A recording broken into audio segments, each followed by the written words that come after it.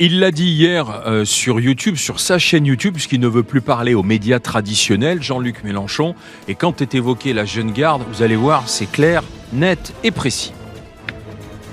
Nous ne sommes pas concernés par cette mort. Mais nous ne renierons pas nos amis et nos camarades de la jeune garde. N'essayez même pas.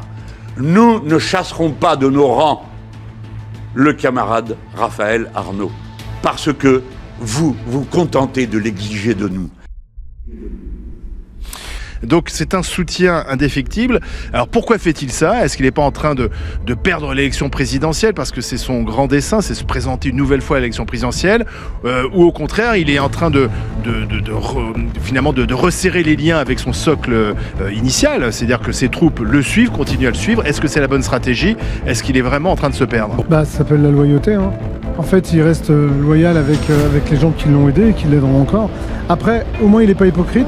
C'est pas comme d'autres partis qui se cachent en disant qu'ils n'ont plus de contact avec leurs extrêmes, alors qu'en fait, ils continuent à travailler avec un patron d'imprimerie qui est quand même un des anciens patrons du GUD, qui continue à avoir enfin là, ils viennent de le déconnecter, mais un ancien maire, le maire de Fréjus, qui était quand même proche du GUD.